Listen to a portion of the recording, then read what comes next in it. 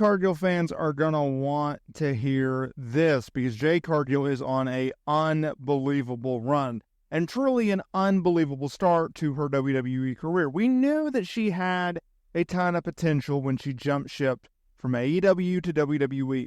I, myself, have been a very strong believer in Jade Cargill and her ability inside of the squared circle because just like the who's who in this business, they all have one thing in common, and that is it. You either have it or you don't, and Jade Cargill has it. She has the charisma that has the potential to transcend the pro wrestling industry.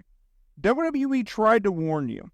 They tried to tell you we have big things in store for Jade Cargill, and you could not have asked for a better run thus far in WWE by being paired with Bianca Belair and not only being used in a prominent way, being in the same spotlight as an established star, but also being a champion because WWE told you from the get-go, from the moment that she made her main roster debut as a member of SmackDown, when she officially joined the SmackDown brand. I'm not talking about the time where they teased, well, could she go to Raw? Could she go to SmackDown? I'm not talking about that. No. What I'm talking about is the fact that they told you, hey, Jade Cargill is a star. You need to pay attention to what she's doing because we have big things in store for her. This idea that her run right now is just like just like AEW is laughable to me. It's laughable. It's completely night and day because unlike in AEW, she is positioned as a superstar, not a star, not a top star, but a superstar. And that's not to say that she did bad things in AEW. She actually had a very, very good and dominant run as a TBS champion in All Elite Wrestling. I just think Triple H is doing a much better job of booking Jade Cargill because unlike Tony Khan, he has been able to put the little things in focus. He's taken the little details and put them in a big spotlight. And so when Jade Cargill won the Women's Tag Team Championships alongside Bianca Belair at Backlash France from Damage Control's graphs, if you will, it was a major statement. It was a major statement that put icing on the cake of what I've already established here in this video. So what did Jade Cargill say? What should Jade Cargill fans want to hear? Well, she was recently on the Ringside podcast, and she discussed her transition from being a single star to being a tag team player. And this is what she had to say. It feels great. I would have never thought that I would have had the belt with Bianca Belair. I've also done a solo run. So for me to be in a tag team, it's something that I've never done before, and it's such a challenge.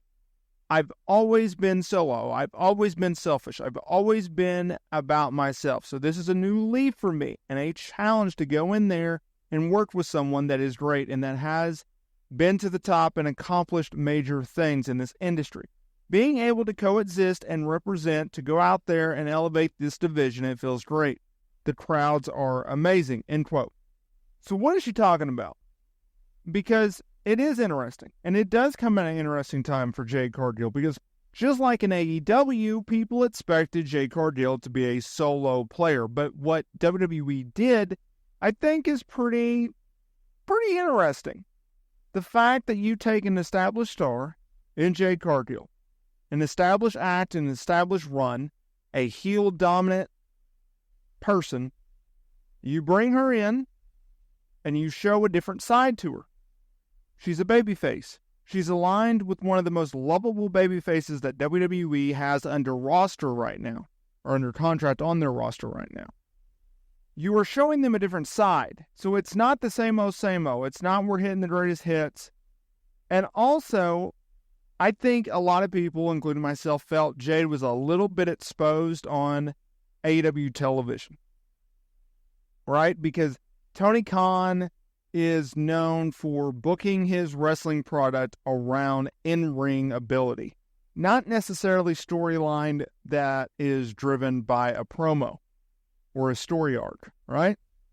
That's just how he is. He models his business after New Japan, and it's got him to the dance thus far.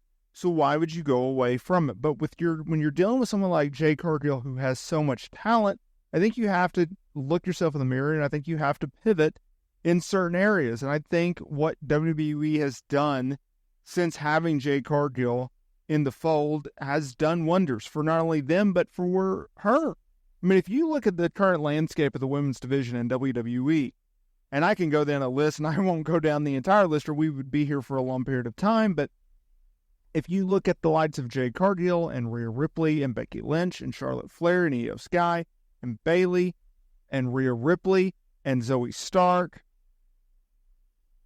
Asuka, Dakota Kai, Io Sky, I mean, Bianca Belair, just go down the list. It's loaded. It's stacked with a lot of great talent. And so by putting her in the ring with these talents, it's going to elevate them as much as it will elevate her, because they will get to be in that spotlight and she will get to learn from them. And that is the beauty about this thing we call the pro wrestling business. And for someone who took a leap of faith for WWE, it's commendable, right? Because I talked about this in a previous video where Jade Cargill, she had the chance to go to WWE once before, and she opted not to. She opted to go to AEW instead, and one of the reasons was due to the travel schedule. And so by giving up AEW and giving up a guaranteed spot and guaranteed run, and everything I'm sure that Tony Khan promised her, including a nice check, she opted to go to WWE. She had faith in Triple H. Would she have had faith in the WWE system under the leadership of Vince McMahon just a few short years ago? Probably not. Probably not. When things were bad in WWE, there was countless reports about how countless WWE guys wanted to go to AEW. Yet, when Triple H took over booking in the summer of 2022, when things started to go downhill a little bit for AEW, what did we hear? We heard guys from AEW who had ties to WWE, who had worked under Triple H, wanting to go back to WWE. Now, some of them did, some of them didn't. But for Jade Cargill, she bought into what Triple H was selling. She gave the faith. And he has held up his end of the bargain, and he's done wonders for her career and wonders for her. And as time goes on, and as she gets more reps in the ring, and she does more promos, and she's more used to being inside of the squared circle and in front of the camera, she's going to get even better. And I look forward to seeing her transition and her progression inside the world of pro wrestling.